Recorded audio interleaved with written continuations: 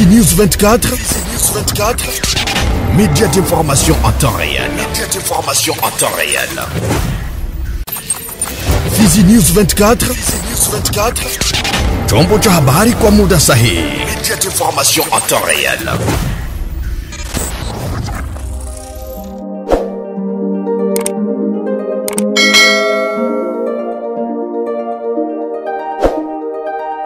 Amjambo mpenzi mtazamaji wa program toka Kivu Leo 24 na karibu kwa matangazo yetu ya Novemba 6 mwaka wa 2025. Tunakutangazia toka mashariki mwa DRC South Kivu. Natasha Mingo Andrea ni msomaji wa siku. Tuangazie dira zetu na habari za usalama.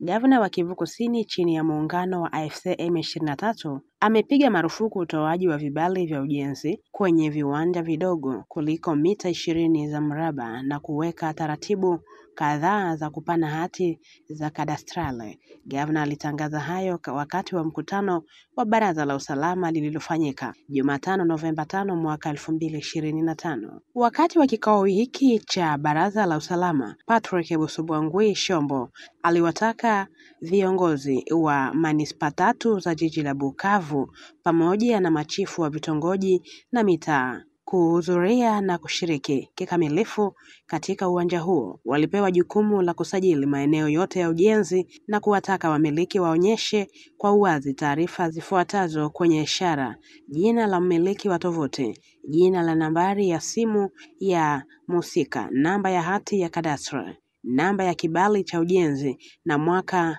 ikipatikana, aveni, manispa na kadhalika. Hakuna hati ya kadastrale itatolewa isipokuwa hati zifuatazo zinazokabiliwa. Mauzo yote ya ardhi lazima yafanyike mbele ya mkuu wa barabara na kisha ikamilike mbele ya mdhibitishaji kwenye ukumbi wa jiji. Uuzaji wote wa siri kati ya muuzaji, mnunuzi na wakala ni batili na ni hukumu, inasisitiza mamlaka ya mkoa. Mkuu wa mkoa Patrick Busubwangwi Shombo anatangaza hatua za kisheria dhidi ya madalali waliokamatwa katika miradi ya ugawaji wa ardhi pamoja na wale waliohusika na migogoro ya ardhi kati ya familia. Pia anapiga marufuku utoaji wa vibali vya ujenzi kwenye viwanja visivyozidi mita 20. Zaidi ya hayo, mamlaka ya vuguvugu la AFC M23 inapendekeza kwamba wale walionunua viwanja vya mita 20 kwa mita 20 wajenge nyumba kwenye viwanja vya pamoja. Ikumbukwe kuwa viongozi 634 wa mashinani walishiriki katika mkutano huu wa Baraza la Usalama. Mazingira. Wanadamu wanasherehekea siku ya kimataifa ya kuzuia uharibifu wa mazingira katika wakati wa vita na migogoro ya silaha Alhamisi hii Novemba 6 mwaka tulimo. Hii ni fursa ya kukuza ufahamu kuhusu uharibifu unaokumba mifumo ekolojia wakati wa migogoro, ikizingatiwa kwamba vita mara nyingi uhusishwa na hasara kubwa ya wanadamu na uharibifu wa mali.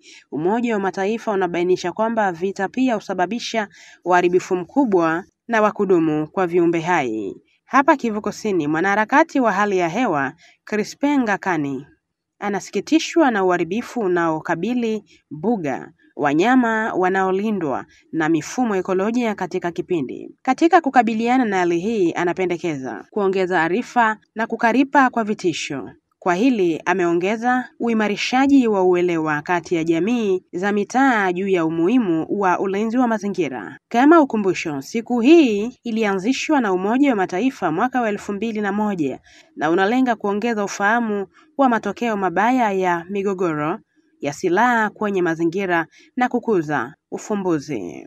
Afya.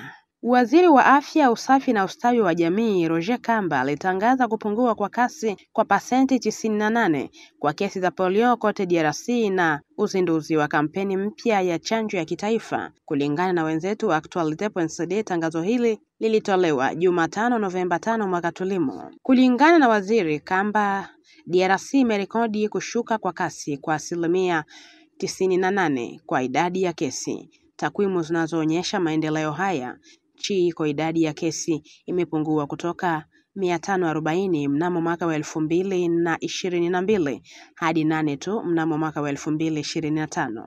Alibainisha kuwa pambano hilo sasa linalenga vibadala vinavyoweza kuhusishwa na chanjo akithibitisha lengo la kitaifa la kuzuia watoto kuwa watu wazima wenye ulemavu wa kudumu. Ili kuunganisha mafanikio haya na kufikia kutokomeza kabisa, Wizara ya Afya kwa msaada wa washirika wake imetangaza uzinduzi wa kampeni mpya ya chanjo ya polio. Kampeni hii itafanyika kuanzia Novemba 27 hadi 29 kote DRC. Lengo ni kutoa dozi 2 za chanjo ya polio ya mdomo kwa takriban watoto 28,500 wenye umri kati ya miaka 0 hadi 59, na hivyo kudhibitisha kujitolea kwa serikali kuwalinda vijana wake. Pamoja na ujumbe huo wa mafanikio, waziri amerejea changamoto kubwa zinazotishia upatikanaji wa dozi 0 kwa watoto. Hii ni pamoja na ukosefu wa usalama unaoendelea katika maeneo fulani ya DRC, matatizo katika upelekaji chanjo katika maeneo ya mbali na kusita miongoni mwa baadhi ya jamii kuelekea chanjo. Mazingira. Watu 2 wamekufa, wengine kujeruhiwa na makumi ya nyumba zimeharibiwa. Uharibifu huo umesababishwa na mvua kubwa iliyonyesha usiku wa kuamkia Jumatano Novemba 5 hadi Alhamisi Novemba 6 mwaka tulimo katika eneo la Chifu la Kaziba katika eneo la Walungu. Taarifa hii imetolewa na Jumuiya ya Kiraia ya Walungu katika mahojiano na Essentiel DRC mnamo Alhamisi Novemba 6 mwaka tulimo. Kulingana na vyanzo vya ndani vilivyowasiliana na kikundi cha waandishi wa habari wa Essentiel DRC, upepo mkali ulivuma katika vijiji vya Kabembe, Kashosi na Butuzi na kungoa paa na miti. Vyanzo hivyo viliongeza kuwa wakazi wameripoti kusikia sauti ya mgurumo sawa na tetemeko la ardhi kabla ya mvua kuanza kunyesha mfululizo kwa saa kadhaa. Kulipopambazuka, tukio lilikuwa la hali ya juu sana. Barabara zilifungwa, mashamba ya mahindi yaliyofurika, nyumba zimepungua na kuwa rundo la karatasi na matope. Nilitazama nyumba yangu ikiruka mbele ya macho yangu. Watoto wangu walikaa nje kwenye mvua usiku kucha, baba mmoja alisimulia. Waathiriwa wengi wamepoteza kila kitu, mashamba yao, chanzo chao kikuu cha riziki sasa ni tasa. Familia zinapata kimbilio katika shule na makanisa ambayo bado yamesimama, wakitarajia misaada ambayo inachelewa kuja. Wakikabiliwa na hali hii ya dharura, mashirika ya kiraia huko Walungu yanatoa wito kwa mamlaka na mashirika ya kibinadamu kuwasaidia watu hawa wanaohitaji makazi, chakula, matibabu na mahitaji mengine ya kimsingi.